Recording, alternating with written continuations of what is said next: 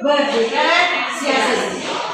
Selain berdiferensiasi di kurban banyak diharapkan metode-metode yang kekinian Bapak Ibu. Ada PBJL, tuh bisa Bapak.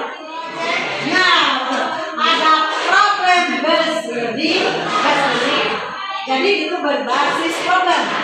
Di sekolah kita punya masalah apa? Cari metode dilakukan.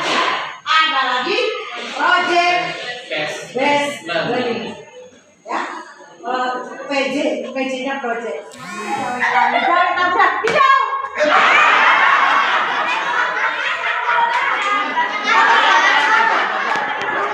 Langsung lagi ya. Terus semua. Perhatian. Hitam hijau, hitam hijau, hijau hijau hijau hitam hitam hitam hitam.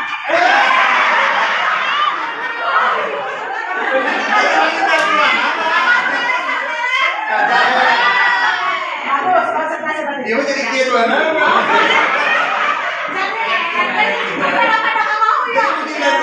Atau berenang lain mana? Oke, sekarang makan dulu ya. Kalau ada hadiah kan, anak-anak dari serangan ya. Ada hadiahnya nih nanti buat yang menang. 1, 2, 3. Tarik, tarik, tarik, tarik, tarik, tarik, tarik, tarik.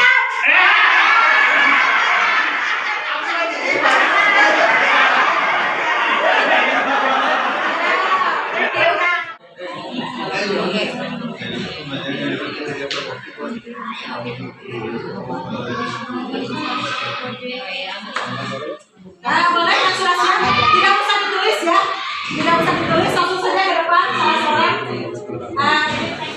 Yang bagian C mengambil contoh yang terakhir, pendidik menggunakan hasil asesmen untuk menentukan tindak lanjut pembelajaran. Nah, tapi kan kami belum memahami ya cara pembuatan asesmennya, tapi mungkin hasil asesmen itu jadi acuan untuk pendidik untuk menindaklanjut tentu siswa. Ya kalau dulu istilahnya apa sih? Bukan tindak lanjut itu kan ada kalau anak arahnya nanti ke sana sama pengayaan masih tetap ada, remedial juga masih tetap ada di asesmen ini. Ya, seperti itu, oke? Bisa membuat seperti ini. Nah, salah satu untuk membedakan si individunya itu, setiap individu itu ini ada di sini ada dibaca ya, ada namanya di sini ada nih katanya belajarnya seperti apa sih, lebih senang ke bagaimana gitu ya. Di sini ada sambil mendengarkan musik. Nah, ada lagi sambil akan membahas kelanjutan dari pertemuan kita kemarin, yaitu sekarang kita mempelajari tentang CP ya. Bagaimana CP itu kemudian menguraikannya ke dalam TP, ATP sampai menjadi modul aja. Kali pertemuan, alhamdulillah kita mendapatkan kejelasan tentang bagaimana itu kurikulum merdeka yang akan kita terapkan di sekolah kita. Ternyata yang pertama kita harus memahami karakteristik peserta didik dulu di kelas, ya. Apa minatnya, apa latar belakangnya, bagaimana posisi dia. Karena tadi sudah mengatakan anak ini senangnya membaca, anak ini senangnya menggambar, anak ini senangnya beraktivitas. Jadi kita pilah-pilah. Satu itu. Kemudian jangan katakan anak bodoh.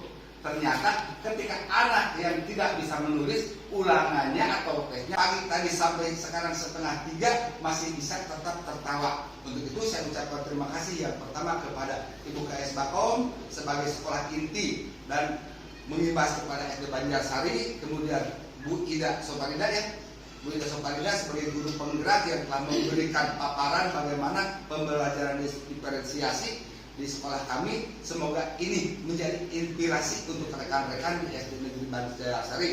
Sekali lagi saya sangat salut dengan SD Bakom, dengan Ibu KS dan rekan-rekan tenaga pendidik dan tenaga kependidikannya yang selalu tampil dengan kekuatan-kekuatan dan inovasi-inovasi serta tidak pernah mengenal lelah itu mereka. Karena itu saya ucapkan terima kasih sekali lagi untuk SD Negeri Bakom dan kita kasih tepuk tangan untuk dua kita. Hari ini alhamdulillah ada pembahasan sekolah penggerak implementasi kurikulum merdeka di sekolah SD Banjarsari. Alhamdulillah pada pembahasan hari ini kami semua, khususnya saya, sudah lebih memahami tentang TP dan bagaimana menjadi TP dan ditentukan menjadi ATP. Dan saya juga berkaitan kami juga sudah memahami, sudah paham, sudah bisa terbuka kami tentang bagaimana sih modul itu, bagaimana sih elemen-elemen itu. Alhamdulillah setelah adanya implementasi ini, setelah pembahasan ini, pikiran kami jadi lebih terbuka dan lebih ada pencerahan. Selanjutnya tentang pembelajaran diferensiasi. Pada awalnya saya sangat gelap, tidak ada gambaran tentang, hanya melihat saja dan belum ada penjelasan yang begitu detail. Dan alhamdulillah pada implementasi kali ini sudah ada penerangan tentang bagaimana caranya di dalam kelas, urutan pembelajaran diferensiasi itu. Kami ucapkan terima kasih kepada Pak SPM, Ibu Anita Bakar, dan Sepeda sebagai guru penggerak yang sudah memberikan pencerahan kepada saya dan teman-teman saya. Semoga bermanfaat, semoga kami bisa mengikuti jejak dan bisa lebih berkembang lagi dalam menata manajemen kelas juga. Semoga semuanya menjadi lebih baik lagi dan mereka belajar. Sebagai saya, assalamualaikum. Kalau tidak, tentu kita harus mengevaluasinya, ya, dengan melaksanakan asesmen. Apakah pelaksanaan pembelajaran kita sudah sesuai dengan tujuan atau tidak. Jadi materi asesmen ini sangat penting karena ada beberapa hal yang berbeda dari kebiasaan kita melakukan asesmen di Kurtilas. Kita lebih banyak mengumpulkan informasi mana peserta didik yang mengalami hambatan, kemudian bagaimana perkembangan pembelajarannya. Kalau di sini ini sudah menjadi sumber atau dasar kita membuat nilai untuk rapor. Dikumpulkanlah semakin 1, semakin 2, semakin 3. Berapa kali semakin tergantung curriculum, tergantung luasnya materi. Agreement buka semester kurang 10 semakin pun dari materinya seueur, tujuan pembelajaran seueur, kedah 10 mangga. Bisa berarti dalam 1 bulan mengerti mengenai tujuan asesmen di awal pembelajaran. Mungkin menurut saya ini pada saat membuat asesmen kita sebagai pendidik harus menyesuaikan apa dulu tujuan pembelajarannya begitu. Misalnya tujuan pembelajaran kita ini anak-anak mengenal huruf, ya, mengenal huruf A bisa. Jadi kita dalam membuat asesmen juga agar memikirkan anak bisa untuk mengenal huruf vokal, misalnya dengan tadi melakukan asesmen diagnostik seperti itu. Jadi di awal ya, untuk mengetahui kemampuan anak. Ya. Oke, lanjut untuk kelompok. Ya, jadi di sini pendidik terlebih dahulu membuat tabel siswa dengan ambil kelas 1 itu pengenalan dulu dari abjad. Yang pertama abjad dulu, misalnya pertama Sinta, misalnya Sinta bagaimana pengenalan abjadnya, apakah sudah hafal dulu. Kalau sudah hafal mungkin kami checklist. Kemudian yang selanjutnya suku katanya bagaimana Sinta, kalau sudah betul di checklist juga, kalau sudah lancar, kalau belum lancar mungkin diberi strip. Dan selanjutnya untuk anak Sinta ini bagaimana dengan menyusun kata-katanya, jadi menyusun song. Terus ada rencana hidup.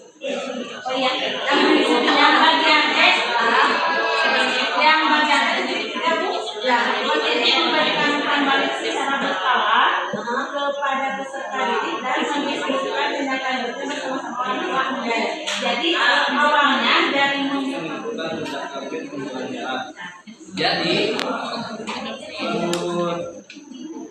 jadi yang kami bimbing kelompok bahwa peserta didik yang berhasil akan diberikan sedangkan yang nilainya kurang yang kurang diberikan media. Waalaikumsalam. Ada kata-kata yang tidak pada asasnya, ada hal yang kurang sesuai. kekurangan-kekurangannya. Mudah-mudahan bisa bertemu di lain waktu. Bapak Ibu mau berkomunikasi, mau bertanya, berbagi info, silakan japri bebas ya. Kalaupun belum dibuka, tunggu dengan sabar, insya Allah akan dibuka dan akan dijawab ya. Kalau ada tentang asesmen, utamanya tentang asesmen, atau ada hal lain boleh. Silahkan dijapri saja, ada nama di grup ya. Jangan sungkan-sungkan.